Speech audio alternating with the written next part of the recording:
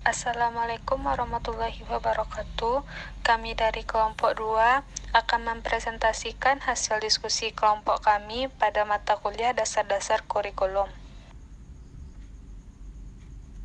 Sebelumnya, izinkan saya memperkenalkan anggota dari kelompok 2 yang dimulai dari Adila Zikra Vanessa dengan NIM 21004040, 2 Nirmala Sapitri dengan NIM 21004022, 3 Rahmania Zafina dengan NIM 21004028, 4 Suci Rahmawati dengan NIM 21004033, dengan dosen pengampu Dr. Alwan Bentri, MPD, Elsa Rahmayanti, MPD.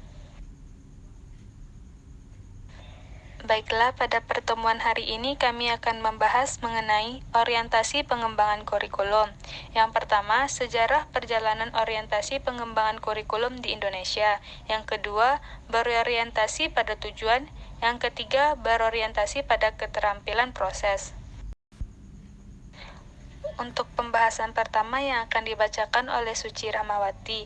Kepada Suci Rahmawati dipersilahkan. Baiklah, saya akan membacakan materi yang pertama, yaitu sejarah perjalanan orientasi pengembangan kurikulum. Sejak awal berdirinya pendidikan di Indonesia, sistem kurikulum pun masih bisa dikatakan belum rapi. Dari waktu ke waktu, kurikulum pendidikan di Indonesia selalu berusaha untuk disempurnakan. Namun, hingga saat ini pendidikan di Indonesia belum mendapatkan formulasi kurikulum yang tepat dan pas. Perjalanan kurikulum di Indonesia. 1. Rencana pembelajaran tahun 1947. 2. Rencana pembelajaran terurai tahun 1952. 3. Rencana pendidikan tahun 1964. 4. Kurikulum 1968. 5. Kurikulum 1975. 6. Kurikulum 1984. 7. Kurikulum 1994 dan suplemen 1999. 8. Kurikulum 2004 atau kurikulum berbasis kompetensi. 9. Kurikulum 2006 atau kurikulum tingkat satuan pendidikan. 10. Kurikulum 2013 atau Kurtilas. Materi yang kedua yaitu berorientasi pada tujuan. Pendekatan yang berorientasi pada tujuan ini menepati rumusan atau penetapan tujuan yang hendak dicapai dalam posisi sentral, sebab tujuan adalah memberikan arahan dalam pelaksanaan proses belajar mengajar.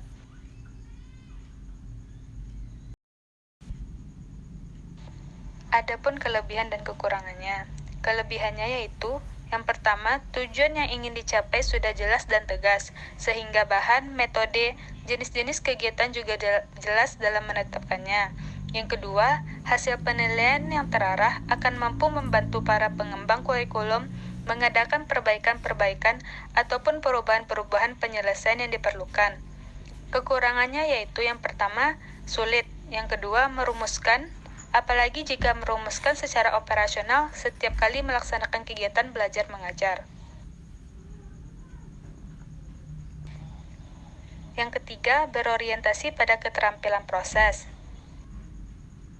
Dalam pendekatan ini, yang lebih ditekankan adalah masalah kegiatan proses belajar mengajar, apa yang harus dilakukan siswa dan bagaimana cara melakukan proses harus dipikirkan dan dikembangkan. Keterampilan proses adalah pendekatan belajar mengajar yang memberi tekanan kepada proses pembentukan, keterampilan memperoleh pengetahuan dan mengkomunikasikan perolehannya. Adapun kelebihan dan kekurangan dari pendekatan ini, kelebihannya yaitu yang pertama, pendekatan lebih mengutamakan siswa dapat menguasai keterampilan atau bagaimana cara belajar, how learn to learn, daripada hasilnya. Yang kedua, dapat mempergunakan dan mengembangkan sendiri keterampilan yang telah didapat. Kekurangannya yaitu sulitnya mengorganisasikan kelas, sebab dalam hal ini guru dituntut aktif secara dapat membuat siswa ikut aktif. Baiklah, sekian hasil presentasi dari kelompok kami. Maaf bila ada kekurangan ataupun kesalahan dari materi yang kami sampaikan. Terima kasih. Assalamualaikum warahmatullahi wabarakatuh.